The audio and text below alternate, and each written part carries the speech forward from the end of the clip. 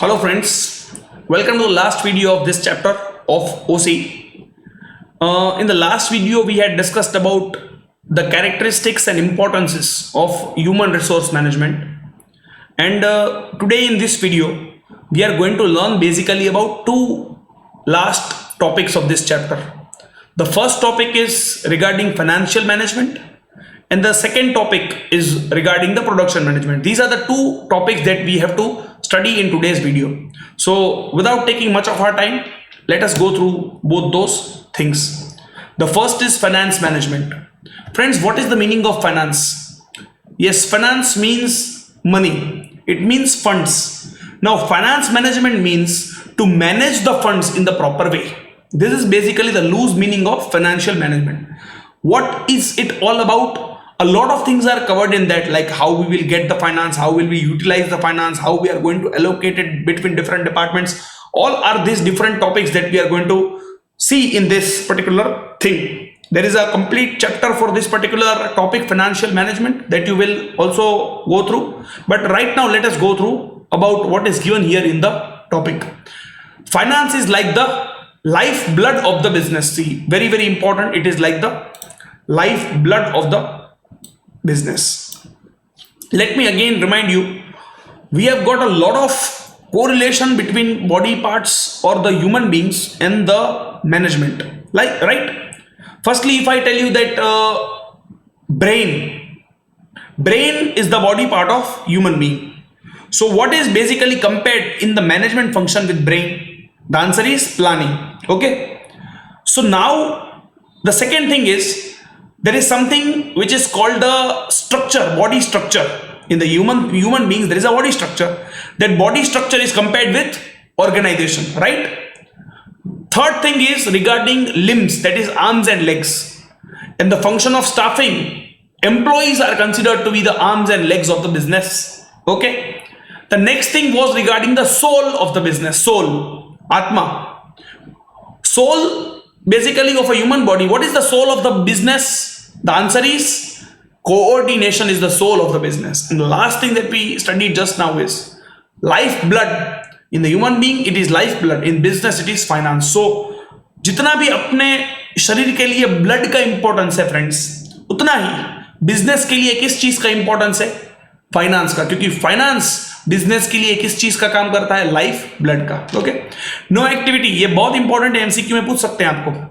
No activity is possible without finance. पैसा सभी जगह पे चाहिए भाई. Finance is required for the establishment, development, expansion and modernisation of business. आपको बिजनेस को एस्टैब्लिश करने के लिए, उसे डेवलप करने के लिए, एक्सपांड करने के लिए, मॉडर्नाइज मतलब पूरी तरह से तकनीकी तौर से एक मॉडर्न बनाने के लिए किस चीज की जरूरत पड़ेगी? पैसों की जरूरत पड़ेगी. Meaning, financial management deals with the finance function of the business. Financial function means the function of acquisition, utilization and allocation of capital. Underline करता हूं मैं यहां पे. Financial function means the function of acquisition, मतलब acquire करना capital. Capital मतलब long term हमारा पैसा.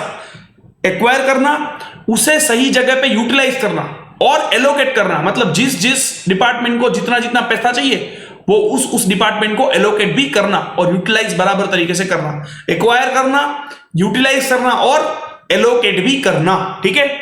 This function must be done in an ideal and efficient manner. वो बराबर तरीके से ये फंक्शन होना चाहिए. Following functions are included in financial management. मतलब फाइनेंशियल मैनेजमेंट में कौन कौन से फंक्शंस क्या है फ्रेंड्स? इंक्लूडेड है. सबसे पहला, फाइनेंशियल नीड्स को एस्टिमेट करना. मतलब अपनी फाइनेंशियल नीड्स क्या है, अपने को कितना पैसा चाहिए. कोई भी फ्रेंड्स नया बिजनेस अगर चालू करेगा तो वो सोचेगा कि मुझे ये बिजनेस को चलाने के लिए पैसा कितना चाहिए. तो फाइनेंशियल मैनेजमेंट का भी यही फंक्शन है कि अपना बिजनेस जो चल रहा है, जो बिजनेस अपने को चलाना है, उसके लिए कितने पैसों की जरूरत हमें पड़ेगी. तो सबसे पहले अपनी फाइनेंशियल नीड्स को क्या करना है? एस्टिमेट करना है, उसका एक एस्टिमेट लगाना है. To make financial plans from the view point of time duration. मतलब अपने फाइनेंशियल प्लान क्या होंगे? हर एक बिजनेस के फ्रेंड्स अलग अलग फाइनेंशियल प्लान होते हैं. तो अपना भी फाइनेंशियल प्लान क्या है, अपने को कितना पैसा किस जगह पे कितने समय में किधर लगाना है, वो सब कुछ अपने को क्या करना है? प्लानिंग करनी है कि फाइनेंशियली अपने को किस तरह से किस टाइम फ्रेम पे किस तरह से कैसे काम करना है. Third is to prepare the budget. ठीक है. मतलब अपने को अपना बजट बनाना है, मतलब पैसा किस फील्ड में, किस डिपार्टमेंट को कितना पैसा जाना चाहिए, वो बजट भी बनाने का काम किसका है फ्रेंड्स? फाइनेंशियल फंक्शन का, फाइनेंशियल मैनेजमेंट का। फिर एलोकेट द फंड्स। फ्रेंड्स ये थोड़े बहुत पॉइंट्स इसमें आपको रिपीटेड मिलेंगे। बजट अपने को प्रिपेयर करना है और उस बजट प्रिपेयर करने के बाद जिस जिस डिपार्टमेंट को जितना जितना पैसा बजट के बेसिस पे अपने को देने को नक्की किया था, उसके हिसाब से वो पैसा क्या करना है? एलोकेट करना है अपना पैसा उन डिपार्टमेंट्स को और उन एक्टिविटीज को। To decide the capital structure and to select the sources of acquisition of capital, मतलब अपना कैपिटल स्ट्रक्चर डिसाइड करना है और कहां कहां से पैसा अपने को लेना है वो भी डिसाइड करना है। तो यहां पे मैं अंडरलाइन कर रहा हूं, to decide the capital structure and to select the sources of acquisition of capital. मतलब कैपिटल स्ट्रक्चर, पहले तो उसका मतलब क्या फ्रेंड्स? कैपिटल स्ट्रक्चर में बहुत सारी चीजें होती है, जैसे कि इक्विटी शेयर कैपिटल, डिबेंचर्स, ठीक है। फिर अपने को बैंक से लोन लेनी है तो अपना कैपिटल का स्ट्रक्चर क्या होना चाहिए, मतलब लॉन्ग टर्म का पैसा अपने को इक्विटी शेयर कैपिटल से लाना है, प्रेफरेंस शेयर कैपिटल से लाना है, डिबेंचर से लेना है, बैंक लोन से लेना है, तो किस तरह से पैसा अपने को लेना है वो नक्की करना है। और फिर कैसे कैसे सोर्सेज से अपने को पैसा लेना है वो सब कुछ अपने को नक्की करना है। अपना कैपिटल स्ट्रक्चर मतलब डेप्ट कितना होना चाहिए, डेप्ट मतलब हमारी लायबिलिटीज कितनी होनी चाहिए और हमारे ओनरशिप, हमारा खुद का पैसा कितना होना चाहिए। बेसिकली कैपिटल स्ट्रक्चर किसको बोलते हैं? डेप्ट और इक्विटी को, ठीक है। उसमें से कहां कहां से कितना कितना पैसा अपने को लेना है, एक्वायर करना है, वो भी हमें इसमें ही सोचना है। Next is to carry out the procedure for acquiring the finance, मतलब फाइनेंस को एक्वायर करने के लिए फिर वो प्रोसीजर करनी है कि किस तरह से। मान लो आपने नक्की किया इक्विटी शेयर कैपिटल से 100 करोड़ रुपए लेने, तो वो 100 करोड़ रुपए लेने के लिए वो प्रोसीजर भी करनी पड़ेगी। तो actual implementation of whatever we have thought about here has to be done here, procedure अपने को कंप्लीट करनी है, ठीक है। Next is to see that the acquired funds are properly utilised and to keep control over financial activities, मतलब अपने को देखना है कि जितने फंड्स अपने एक्वायर किए हैं, ठीक है, acquired funds are properly utilised and to keep control over financial activities, मतलब हमने जितना पैसा एक्वायर किया है, ठीक है, एक्वायर्ड फंड्स, ये जो यहाँ पे 6th पॉइंट में हमने एक्वायर किया पैसा, वो पैसा बराबर क्या होना चाहिए? यूटिलाइज होना चाहिए। एंड टू कीप कंट्रोल और फाइनेंशियल एक्टिविटीज, मतलब जो जो हमारे पैसे जहां जहां पे जा रहे हैं उसके ऊपर क्या रखना है? नजर रखनी है, कंट्रोल रखना है।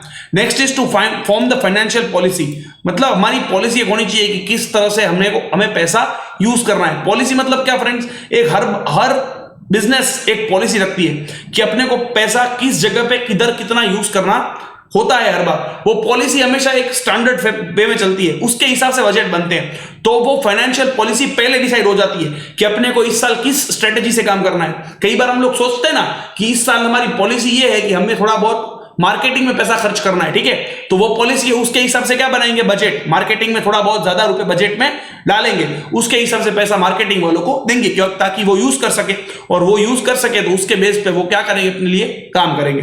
फिर टैक्सेस के लिए प्लान करना है, ठीक है, टैक्स प्लानिंग करनी है कि कितना, किस बेस पे हम लोग पैसा लेंगे, किस बेस पे हम लोग सब कुछ करेंगे तो हमारा टैक्स कम आए। जैसे कि फ्रेंड्स हर बार बड़ी बड़ी कंपनी होती है वो डिसीजन लेती है कि डिबेंचर्स हमने मान लो इश्यू किए, ठीक है, मैंने डिबेंचर इश्यू किया अपनी कंपनी के लिए, तो मुझे जब मैं डिबेंचर इश्यू कर रहा हूं, मुझे डिबेंचर होल्डर्स पैसा दे रहे हैं, तो मुझे उनको क्या देना पड़ेगा? इंटरेस्ट। वो इंटरेस्ट मेरा क्या है? एक्सपेंस है। तो उस एक्सपेंस की वजह से मेरा प्रॉफिट क्या हो रहा है? रिड्यूस हो रहा है, लेकिन पैसा तो मैं दे रहा हूं, मेरा प्रॉफिट रिड्यूस हो रहा है। प्रॉफिट रिड्यूस होने के लिए की वजह से मेरा टैक्स क्या हो रहा है? कम हो रहा है, ठीक है। ये एक तरीका है सोचने का। कुछ लोग किस तरह सोचते हैं, भले प्रॉफिट बढ़ेगा तो टैक्स भी हम लोग थोड़ा बहुत पे कर देंगे, पर ओनर्स के लिए लास्ट में पैसा ज्यादा बचेगा, ठीक है। तो अपने को टैक्स प्लानिंग करनी है कि इंटरेस्ट अपना एक्सपेंस है, वो इंटरेस्ट एक्सपेंस पे करने के बाद अपने को प्रॉफिट कम दिखा के टैक्स कम भरना है, या फिर भले शेयर होल्डर ज्यादा है, भले प्रॉफिट ज्यादा हो, टैक्स भर के अपने को ज्यादा पैसा अपने खुद के हिस्से में रखना है, वो अपने को खुद सोचना पड़ेगा, ठीक है। The last is to make the arrangement of assets, ठीक है, मतलब कौन से असेट्स अपने को चाहिए, कौन से असेट्स अपने को नहीं चाहिए। मेरे पास ज्यादा पैसे हैं तो मैं उस हिसाब से असेट्स परचेस करूंगा, मेरे पास कम पैसे हैं, कम फिनांस है तो मैं उसके हिसाब से असेट्स परचेस करूंगा। तो वो असेट्स का अरेंजमेंट मुझे किसके बेस पे करना होगा, किसको करना होगा? फाइनेंस मैनेजमेंट के फंक्शन को ही करना होगा, ठीक है। ये 10 के 10 पॉइंट्स एक बार आप देख लीजिए। रेडी? Okay fine. अब हम लोग आगे बढ़ते हैं प्रोडक्शन मैनेजमेंट में। प्रोडक्शन मैनेजमेंट क्या फ्रेंड्स, मैं किस चीज को प्रोड्यूस करूंगा, मैं कितनी क्वांटिटी में चीज को प्रोड्यूस करूंगा, मैं कैसे रिसर्च को बढ़ाऊंगा, मैं किस तरह से प्रोडक्शन अपना करूंगा कि मेरे पास 25-30 कमोडिटीज बन रही है तो मैं इस टाइम पे कौन सी कमोडिटी ज्यादा बनाऊंगा। जैसे कि मान लो अभी ये कोरोना वायरस का टाइम चल रहा है, ठीक है, तो लॉकडाउन में बहुत सारे अलग अलग शॉप वेंडर्स हैं, उसमें से अभी जैसे आपको पता है कि हमारा कच्छ जैसे ऑरेंज जोन में है, लेकिन इधर यहाँ पे भुज में थोड़ी बहुत रिलैक्सेशन मिल रही है, तो सभी बिजनेस ओनर्स क्या सोच रहे हैं कि किस चीज को ज्यादा प्रोड्यूस करेंगे। मान लीजिए कोई फरसाण वाला है, ठीक है, वो किस चीज को ज्यादा प्रोड्यूस करने का सोचेगा, ड्यूरेबल चीज को या ऐसी चीज को जो जल्दी बिगड़ जाती है इस टाइम पे। वो फ्रेंड्स इस टाइम पे अगर खुद सोचेगा तो ज्यादातर लोग किस तरह से सोचते हैं कि इस टाइम पे ऐसा करते हैं कि ड्यूरेबल चीज जो ज्यादा समय तक टिकती है वो चीज बनाए। क्योंकि अगर मान लीजिए केसेस बढ़ गए और गवर्नमेंट ने फिर से लॉकडाउन जैसा कुछ डिक्लेयर किया तो क्या होगा, फिर से दुकान बंद हो जाएगी और फिर से क्या होगा, उन्होंने अगर ऐसी चीज बनाई है कि जो जल्दी बिगड़ जाती है तो क्या होगा, वो चीज उनको लॉस करवाएगी। मतलब ज्यादातर बिजनेसमैन क्या करते हैं अभी इस टाइम पे, उनकी प्रोडक्शन मिक्स मतलब उनके पास बहुत सारी प्रोडक्ट्स अवेलेबल है, लेकिन वो कौन सी प्रोडक्ट ज्यादा बनाएंगे, वो प्रोडक्ट जो ज्यादा क्या है, ड्यूरेबल है। मतलब हर एक सिचुएशन में अपने को इस तरह से सोचना पड़ता है। ये सब काम किसका है, प्रोडक्शन मैनेजमेंट का, कि प्रोडक्शन किस चीज का ज्यादा करे, किस चीज का कम करे, ये सब कुछ सोचना है। ठीक है, पढ़ते हैं, चलिए आगे। Process of conversion of naturally available raw material into consumable finished goods with the help of human efforts is known as production। यहां पे अंडरलाइन कर रहा हूं मैं, पूछ सकते हैं आपको 1 मार्क में definition. Process of conversion of naturally available raw material, जो रॉ मटेरियल अपने को अवेलेबल है naturally, into consumable finish goods, मतलब फिनिश गुड्स ऐसे बनाए जो हम लोग यूज कर सकते हैं, with the help of human efforts is known as production. ठीक है, production management produces goods and services which are capable to satisfy customers need. कैसे गुड्स और सर्विस बनाते हैं प्रोडक्शन मैनेजमेंट में, जो कस्टमर की नीड को क्या करे, सेटिस्फाई करे। ऐसे ही गुड्स बनाएंगे ना जो कस्टमर की नीड को सेटिस्फाई करे। Okay, meaning production management is the process which includes production planning, मतलब प्रोडक्शन कितना करना है, किस चीज का करना है, कैसे करना है, उस चीज का प्लानिंग करना। डिसाइडिंग प्रोग्राम्स, मतलब कौन करेगा, कब करेगा, कैसे करेगा, कितनी देर तक करेगा। मेंटेनिंग कोऑर्डिनेशन, मतलब सब लोग मिलके किस तरह से वो चीज को बनाएंगे। फिर डायरेक्शन, मतलब किसको गाइड करना है कि कोई अगर गलत कर रहा है तो उसको समझाए। और कीपिंग कंट्रोल, मतलब उसके ऊपर चेक रखना है कि अगर कुछ गलत करे तो क्या करे, वो हम लोग रेक्टिफाई कर पाए। ठीक है, प्रोडक्शन मैनेजमेंट की डेफिनेशन है, बहुत इंपॉर्टेंट है। Is the process which includes production planning, मतलब प्लानिंग करने का, किस चीज को कितना बनाना है, कब बनाना है, कैसे बनाना है। डिसाइडिंग प्रोग्राम्स, कौन बनाएगा, कब बनाएगा, कैसे बनाएगा, ये प्रोग्राम डिसाइड करना। कोऑर्डिनेशन मेंटेन करना, सब मिलके काम करे ये प्रोडक्ट बनाने के लिए, वो सोचना। डायरेक्शन, मतलब गाइडेंस देना। और कीपिंग कंट्रोल, कोई गलती करे तो क्या करना, वो गलती सुधारने की कोशिश करना। ये सब चीजों को करने का प्रोडक्शन का जो काम है, वो काम कौन करता है, प्रोडक्शन मैनेजमेंट। अभी ये 10 फंक्शंस इसमें इंक्लूडेड है। First is to decide the production plan, production का प्लान डिसाइड करने का। फिर प्रोडक्शन की रिसर्च अंडरटेक करने का। ऐसा फ्रेंड्स बहुत बार करते हैं ना, जैसे कि हम लोग देखते हैं कई बार क्या होता है कि हम लोग कभी फरसाण वाले की दुकान में जाते हैं, ठीक है, तो वो फरसाण वाले की दुकान में वो बोलता है ना कि इस बार हमने ये कुछ नई चीज बनाई है, तो अपने को क्या होता है, मजा आता है। तो इस तरह से कोई भी प्रोडक्शन यूनिट है वो क्या करता है, थोड़े टाइम के बाद रिसर्च करते हैं। क्यों? क्योंकि नई चीज जो मार्केट में अगर आएगी तो लोग उसको परचेस करना प्रीफर करेंगे। अगर मैं आपको आपकी भाषा में एग्जांपल समझाऊं तो कैडबरी डेयरी मिल्क है, उसने कितने अलग अलग प्रोडक्ट्स मार्केट में नए नए रिसर्च करके बनाए। जैसे कि उनको लगा कि लोगों को ओरियो भी पसंद है, लोगों को डेयरी मिल्क भी पसंद है, मिक्सचर बना दिया ओरियो और डेयरी मिल्क का। ठीक है, कि वो डेयरी मिल्क के साथ ओरियो डाल दिया, अभी मुंह में पानी आ रहा होगा, लेकिन थोड़ा बहुत अभी तो जा सकते हो ना, थोड़ी देर बाद ध्यान से जाना और एक आध ओरियो डेयरी मिल्क खा के आना। ठीक है, अगर खानी है तो। और अपने पापा को पूछना अगर वो बोल रहे हैं तो ही, ऐसे मत बोलना कि मैंने बोला है खाने के लिए। ठीक है, to select product development as well as the product mix, मतलब प्रोडक्ट डेवलपमेंट करने का, प्रोडक्ट को किस तरह से अपने को डेवलप करेंगे हम लोग वो प्रोडक्ट को। ठीक है, as well as the product mix. Product mix मतलब मैंने क्या बोला, किस चीज को कितना बनाना है और प्रोडक्ट का डेवलपमेंट कैसे, वो सब कुछ सोचना है अपने को। ठीक है, मतलब प्रोडक्ट मिक्स मतलब मेरे पास अलग अलग 4 चीजें हैं ए बी सी डी, उसमें से ए कितना बनाऊंगा, बी कितना बनाऊंगा, सी कितना बनाऊंगा और डी कितना बनाऊंगा, ये चीज डिसाइड करने का काम किसका है फ्रेंड्स, प्रोडक्ट मिक्स का। Next is to select technology and machinery, मतलब कौन सी टेक्नोलॉजी में यूज करूंगा, कौन सी मशीन में यूज करूंगा ये प्रोडक्ट बनाने के लिए, that is also a part of production management, ठीक है।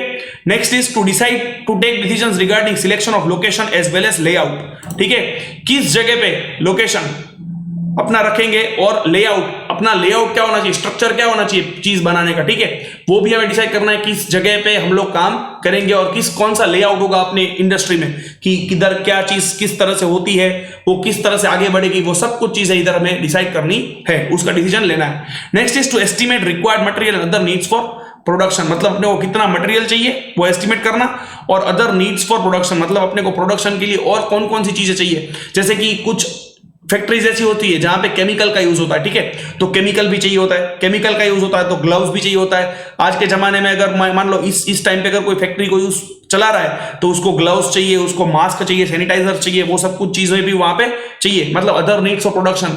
पानी, कई बार प्रोडक्शन प्रोसेस में पानी भी चाहिए होता है, तो वो सब कुछ डिसाइड करना है कितना मटेरियल चाहिए और कितना दूसरी नीड्स है आपकी प्रोडक्शन के लिए।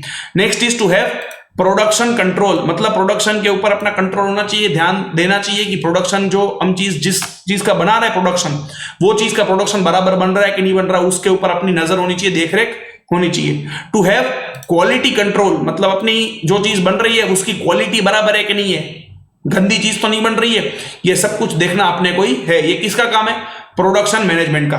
To undertake activities to control expenditure और cost and to maintain and increase productivity, ठीक है। ये देखिए यहां पे एक्टिविटीज करने की कि अपना एक्सपेंडिचर और कॉस्ट क्या हो, कम हो, और इंक्रीज क्या हो, अपनी प्रोडक्टिविटी।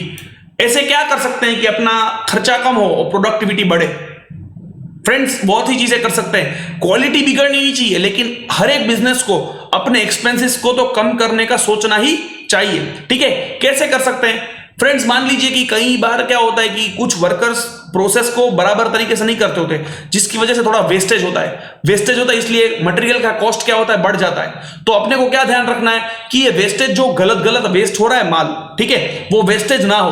अगर वो वेस्टेज नहीं होगा तो क्या होगा, अपना एक्सपेंडिचर और कॉस्ट कम होगा और अपनी प्रोडक्टिविटी भी क्या होगी, बढ़ेगी, प्रोडक्शन भी क्या होगा, अपना बढ़ेगा। ये भी चीज ध्यान में रखने की है, किसको, प्रोडक्शन मैनेजमेंट को।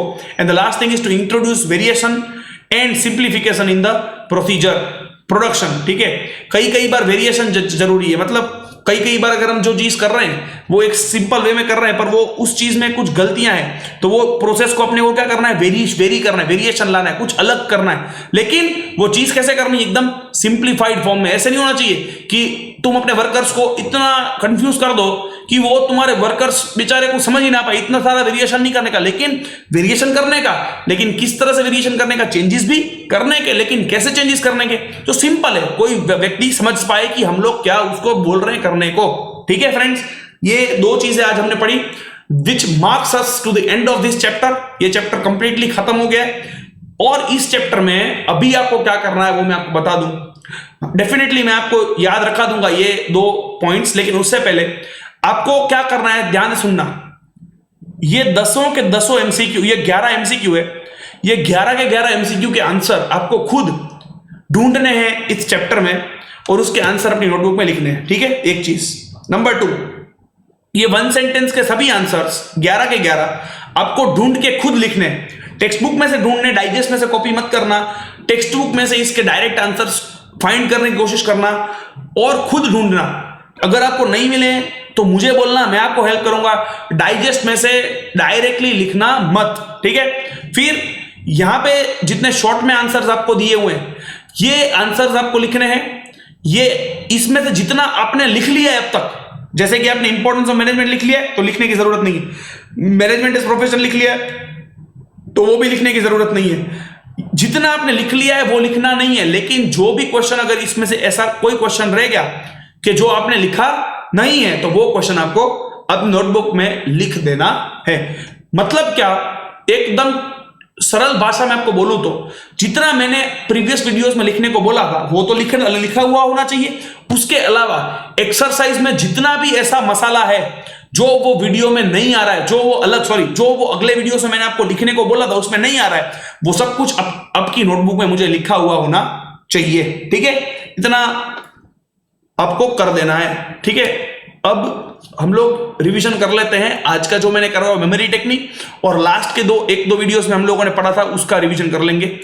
ये सब अगर आपको देखना है तो फ्रेंड्स प्रीवियस वीडियोस में मैंने आपको डिटेल में बहुत बार ये रिवीजन करवाया हुआ है, तो उस चीज में अगर आपको अभी भी एक बार रिवीजन करना है तो आप अगले वीडियोस हमारे सब कुछ देख सकते हो। ठीक है, फिर से एक बार देख लेना अगर कुछ भी नहीं समझ में आ रहा है तो। हाँ, यहां से करते हैं कोऑर्डिनेशन की कैरेक्टरिस्टिक्स, जिसमें मैंने आपको फ्रेंड्स याद करवाया था। क्या याद रखना है? Every level of management, every function of management, every activity of management. फिर क्या याद करवाया था friends? Coco depends on effective communication and coordination, cooperation. ठीक है, नॉट पॉसिबल विदाउट कोऑपरेशन। एक और पॉइंट था, क्या था friends? Optimum utilisation of resources. फिर क्या था? Importance of coordination. उसकी मेमोरी टेक्निक क्या थी? फाड़ू में एफ का मतलब क्या? फंक्शन। ठीक है, फंक्शन लाइक प्लानिंग, कंट्रोलिंग, वो सबको इफेक्टिव करता है कोऑर्डिनेशन। ए से एक्टिविटी, डी से डुप्लीकेशन, एच से हार्मनी, ओ से क्या याद रखना था आपको? ओ से याद रखना था एक ऑब्जेक्टिव्स और दूसरा ऑर्डर ऑफ ऑब्जेक्टिव्स। ठीक है, ये आपको कोऑर्डिनेशन की मेमोरी टेक्निक मैंने बोली थी। इससे आपको ये पूरे हेड पॉइंट्स याद, ये पूरे वन लाइन के पॉइंट्स याद रह जाएंगे। फ्रेंड दूसरी चीज, ये सिर्फ एक वर्ड याद रख के आपको क्या करना है, ये एक वर्ड याद रह गया तो ऐसे नहीं समझ लेने का आगे आंसर। इसके बेस पे पूरी लाइन आपको जैसा याद रखनी है, ये पूरी लाइन जब तक आप खुद ना याद रख पाओ, नहीं समझने का कि आपको ये आ गया। सिर्फ ये फाड़ू याद रख के FADHOO का फुल फॉर्म अगर आपको याद रह गया तो ऐसे मत समझ लेना कि आपको ये आंसर आ गया। ठीक है, मार्क्स तभी मिलेंगे जब पूरी लाइन आप लिखोगे।